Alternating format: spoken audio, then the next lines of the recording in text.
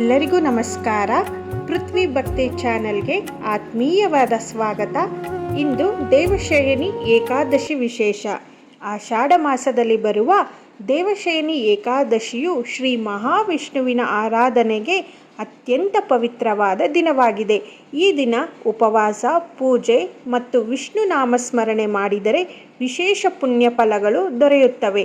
ಯಾವುದೇ ಕಾರಣದಿಂದ ಏಕಾದಶಿ ಉಪವಾಸ ಅಥವಾ ಪೂಜೆಯನ್ನು ಸಂಪೂರ್ಣವಾಗಿ ಆಚರಿಸಲು ಸಾಧ್ಯವಾಗದಿದ್ದರೆ ಭಕ್ತಿಯಿಂದ ಶ್ರೀಮನ್ನಾರಾಯಣರ ಈ ದಿವ್ಯ ಮಂತ್ರವನ್ನು ಆಲಿಸುವುದು ಅಥವಾ ಜಪಿಸುವುದು ಮನಸ್ಸಿಗೆ ಶಾಂತಿ, ಭಕ್ತಿ ಮತ್ತು ಶ್ರೀ ಮಹಾವಿಷ್ಣುವಿನ ಕೃಪೆಯನ್ನು ಪಡೆಯಲು ಸಹಕಾರಿಯಾಗುತ್ತದೆ. ಈ ಪವಿತ್ರ ಮಂತ್ರವನ್ನು ಸಂಪೂರ್ಣ ಭಕ್ತಿಯಿಂದ ಆಲಿಸಿ ನಿಮ್ಮ ಕುಟುಂಬದವರಿಗೂ ಹಂಚಿಕೊಳ್ಳಿ. ಇನ್ನಷ್ಟು ವಿಡಿಯೋಗಳಿಗಾಗಿ ಪೃಥ್ವಿ ಭಕ್ತಿ ಚಾನಲನ್ನು ಸಬ್ಸ್ಕ್ರೈಬ್ ಮಾಡಿಕೊಂಡು ಸಪೋರ್ಟ್ ಮಾಡಿ. ಶ್ರೀಮನ್ನಾರಾಯಣ ಚರಣಂ ಶರಣಂ ಪ್ರಪದ್ಯೆ. ಶ್ರೀಮತೆ ನಾರಾಯಣಾಯ ನಮಃ. ಶ್ರೀಮನ್ನಾರಾಯಣ ಚರಣಂ ಶರಣಂ ಪ್ರಪದ್ಯೆ. ಶ್ರೀಮತೆ ನಾರಾಯಣಾಯ ನಮಃ. ಶ್ರೀಮನ್ನಾರಾಯಣ ಚರಣಂ ಶರಣಂ ಪ್ರಪದ್ಯೆ. ಶ್ರೀಮತೆ ನಾರಾಯಣಾಯ ನಮಃ. ಶ್ರೀಮನ್ನಾರಾಯಣ ಚರಣಂ ಶರಣಂ ಪ್ರಪದ್ಯೆ. ಶ್ರೀಮತೆ ನಾರಾಯಣಾಯ ನಮಃ. ಶ್ರೀಮನ್ನಾರಾಯಣ ಚರಣಂ ಶರಣಂ ಪ್ರಪದ್ಯೆ. ಶ್ರೀಮತೆ ನಾರಾಯಣಾಯ ನಮಃ. ಶ್ರೀಮನ್ನಾರಾಯಣ ಚರಣಂ ಶರಣಂ ಪ್ರಪದ್ಯೆ. ಶ್ರೀಮತೆ ನಾರಾಯಣಾಯ ನಮಃ. ಶ್ರೀಮನ್ನಾರಾಯಣ ಚರಣಂ ಶರಣಂ ಪ್ರಪದ್ಯೆ. ಶ್ರೀಮತೆ ನಾರಾಯಣಾಯ ನಮಃ. ಶ್ರೀಮನ್ನಾರಾಯಣ ಚರಣಂ ಶರಣಂ ಪ್ರಪದ್ಯೆ. ಶ್ರೀಮತೆ ನಾರಾಯಣಾಯ ನಮಃ. ಶ್ರೀಮನ್ನಾರಾಯಣ ಚರಣಂ ಶರಣಂ ಪ್ರಪದ್ಯೆ. ಶ್ರೀಮತೆ ನಾರಾಯಣಾಯ ನಮಃ. ಶ್ರೀಮನ್ನಾರಾಯಣ ಚರಣಂ ಶರಣಂ ಪ್ರಪದ್ಯೆ. ಶ್ರೀಮತೆ ನಾರಾಯಣಾಯ ನಮಃ. ಶ್ರೀಮನ್ನಾರಾಯಣ ಚರಣಂ ಶರಣಂ ಪ್ರಪದ್ಯೆ. ಶ್ರೀಮತೆ ನಾರಾಯಣಾಯ ನಮಃ.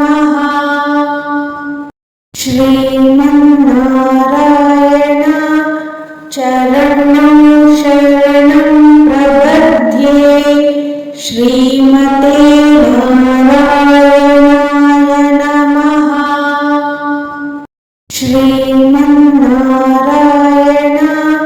ಚರಣಂ ಶರಣಂ ಪ್ರಪದ್ಯೆ.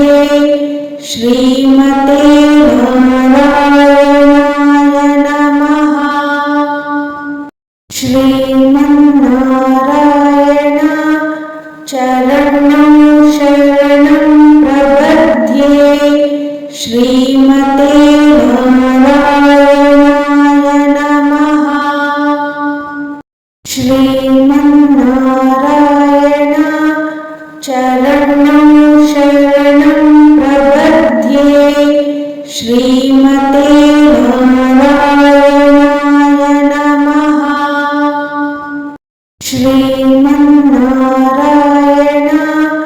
ಚರಣಂ ಶರಣಂ ಪ್ರಪದ್ಯೆ. ಶ್ರೀಮತೆ ನಾರಾಯಣಾಯ ನಮಃ. ಶ್ರೀಮನ್ನಾರಾಯಣ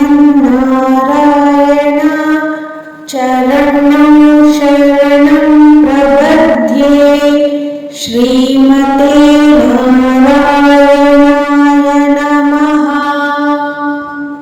श्रीमन्नारायण चरणं शरणं प्रपद्ये श्रीमते नारायणाय नमः। श्रीमन्नारायण चरणं शरणं प्रपद्ये श्रीमते नारायणाय नमः। श्रीमन्नारायण चरणं शरणं प्रपद्ये श्रीमते नारायणाय नमः। श्रीमन्नारायण चरणं शरणं प्रपद्ये श्रीमते नारायणाय नमः। श्रीमन्नारायण चरणं शरणं प्रपद्ये श्रीमते नारायणाय नमः। श्रीमन्नारायण चरणं शरणं प्रपद्ये श्रीमते नारायणाय नमः। श्रीमन्नारायण चरणं शरणं प्रपद्ये श्रीमते नारायणाय नमः। श्रीमन्नारायण चरणं शरणं प्रपद्ये श्रीमते नारायणाय नमः।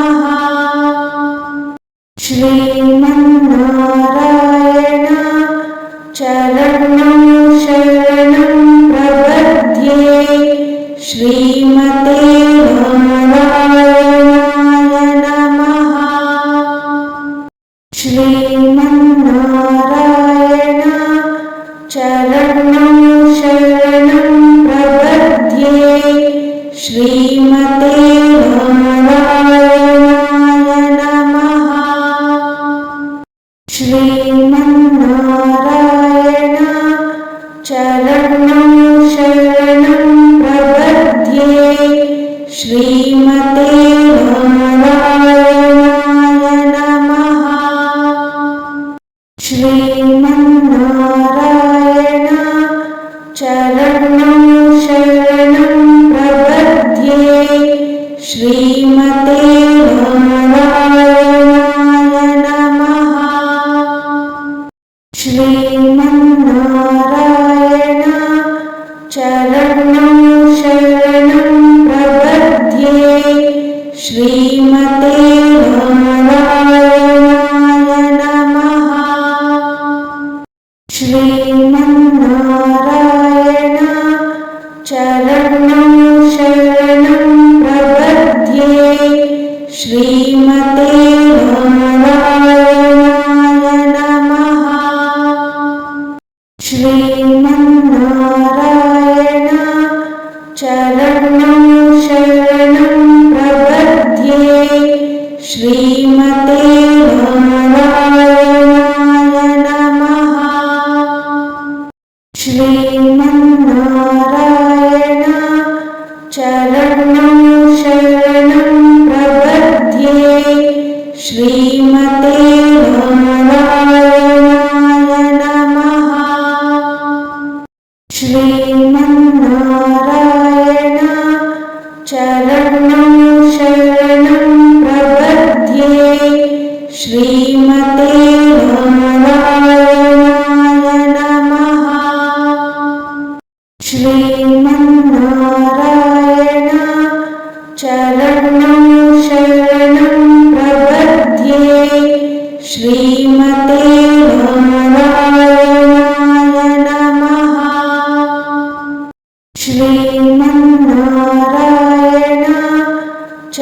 चरणं शरणं प्रपद्ये श्रीमते नारायणाय नमः।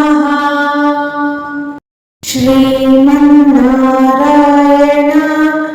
चरणं शरणं प्रपद्ये श्रीमते नारायणाय नमः। श्रीमन्नारायण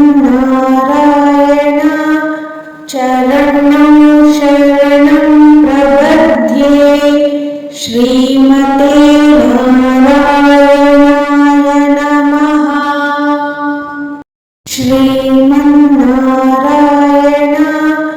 चरणं शरणं प्रपद्ये श्रीमते नारायणाय नमः। श्रीमन्नारायण चरणं शरणं प्रपद्ये श्रीमते नारायणाय नमः। श्रीमन्नारायण चरणं शरणं प्रपद्ये श्रीमते नारायणाय नमः। श्रीमन्नारायण चरणं शरणं प्रपद्ये श्रीमते नारायणाय नमः। श्रीमन्नारायण चरणं शरणं प्रपद्ये श्रीमते नारायणाय नमः। श्रीमन्नारायण चरणं शरणं प्रपद्ये श्रीमते नारायणाय नमः। श्रीमन्नारायण चरणं शरणं प्रपद्ये श्रीमते नारायणाय नमः। श्रीमन्नारायण चरणं शरणं प्रपद्ये श्रीमते नारायणाय नमः। श्रीमन्नारायण चरणं शरणं प्रपद्ये श्रीमते नारायणाय नमः। श्रीमन्नारायण चरणं शरणं प्रपद्ये श्रीमते नारायणाय नमः। श्रीमन्नारायण चरणं शरणं प्रपद्ये श्रीमते नारायणाय नमः। श्रीमन्नारायण चरणं शरणं प्रपद्ये श्रीमते नारायणाय नमः। श्रीमन्नारायण चरणं शरणं प्रपद्ये श्रीमते नारायणाय नमः। श्रीमन्नारायण चरणं शरणं प्रपद्ये श्रीमते नारायणाय नमः। श्रीमन्नारायण चरणं शरणं प्रपद्ये श्रीमते नारायणाय नमः। श्रीमन्नारायण चरणं शरणं प्रपद्ये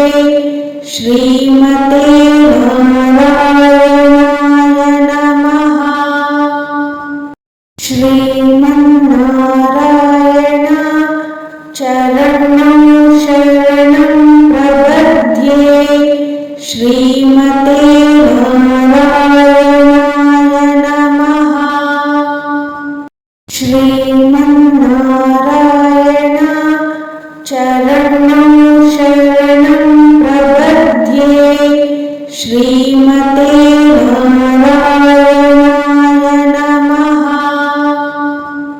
श्रीमन्नारायण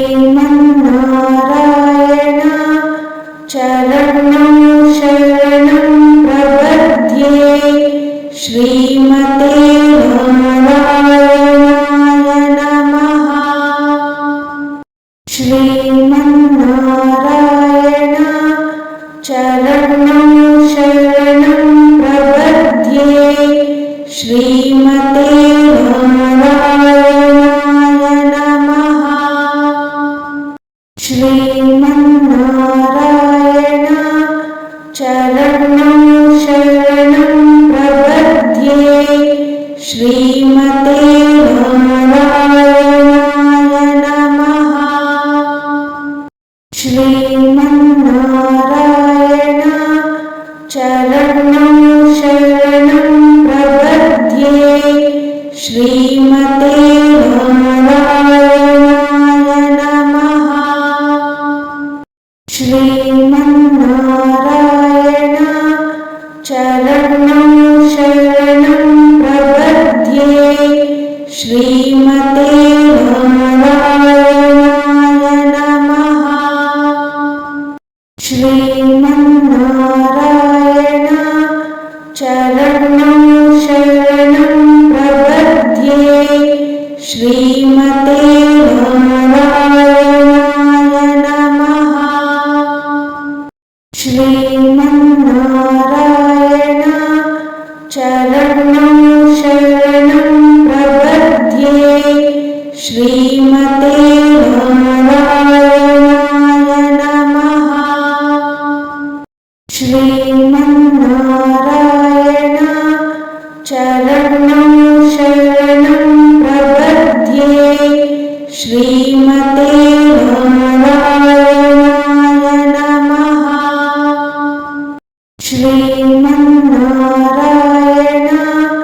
चरणं शरणं प्रपद्ये श्रीमते नारायणाय नमः। श्रीमन्नारायण चरणं शरणं प्रपद्ये श्रीमते नारायणाय नमः। श्रीमन्नारायण चरणं शरणं प्रपद्ये श्रीमते नारायणाय नमः। श्रीमन्नारायण चरणं शरणं प्रपद्ये श्रीमते नारायणाय नमः।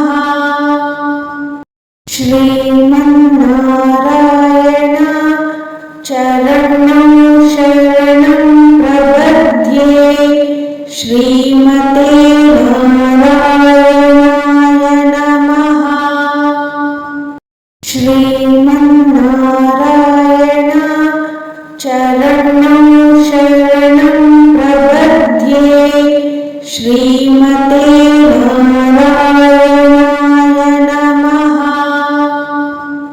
श्रीमन्नारायण चरणं शरणं प्रपद्ये श्रीमते नारायणाय नमः। श्रीमन्नारायण चरणं शरणं प्रपद्ये श्रीमते नारायणाय नमः। श्रीमन्नारायण चरणं शरणं प्रपद्ये श्रीमते नारायणाय नमः। श्रीमन्नारायण चरणं शरणं प्रपद्ये श्रीमते नारायणाय नमः। श्रीमन्नारायण चरणं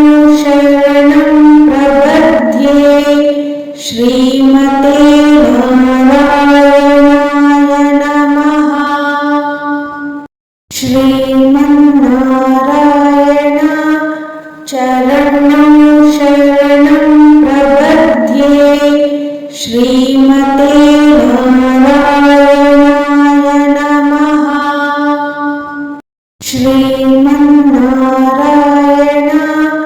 चरणं शरणं प्रपद्ये श्रीमते नारायणाय नमः। श्रीमन्नारायण चरणं शरणं प्रपद्ये श्रीमते नारायणाय नमः। श्रीमन्नारायण चरणं शरणं प्रपद्ये श्रीमते नारायणाय नमः।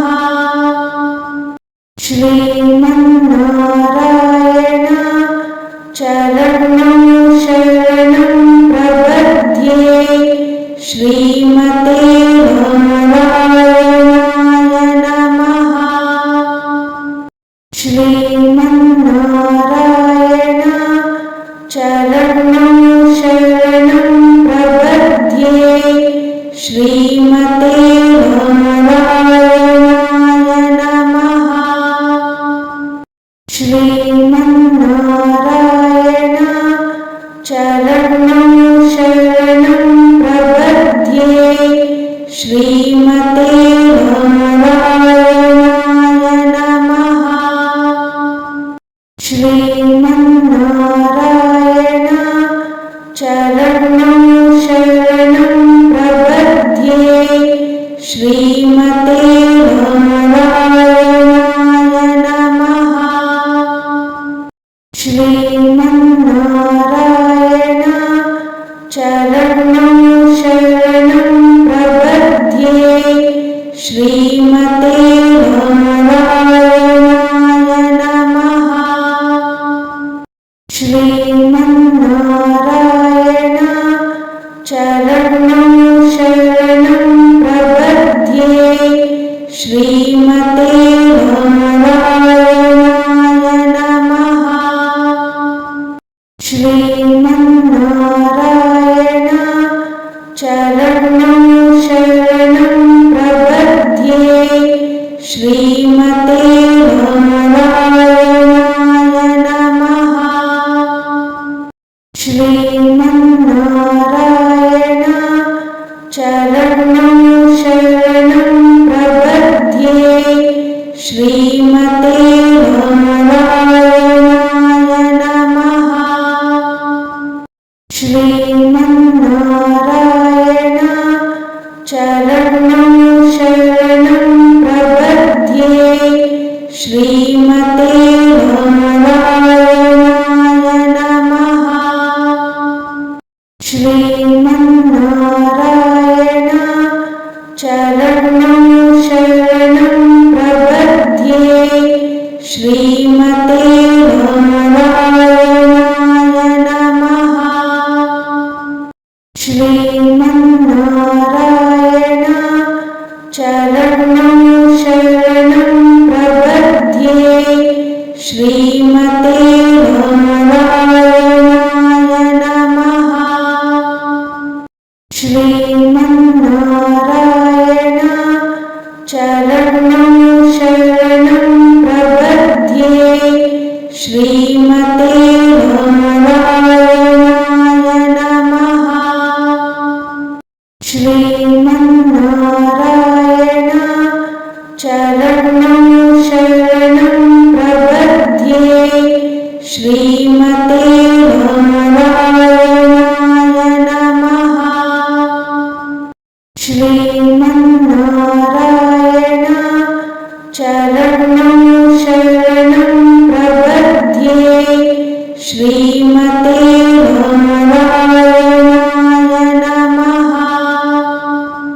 श्रीमन्नारायण चरणं शरणं प्रपद्ये श्रीमते नारायणाय नमः। श्रीमन्नारायण चरणं शरणं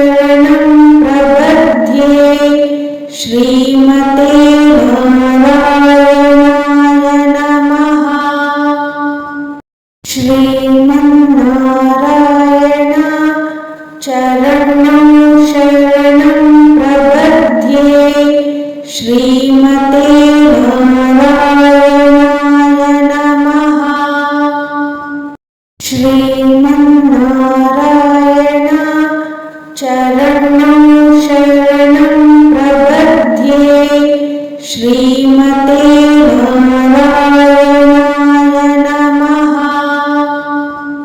श्रीमन्नारायण चरणं शरणं प्रपद्ये। श्रीमते नारायणाय नमः। श्रीमन्नारायण चरणं शरणं प्रपद्ये।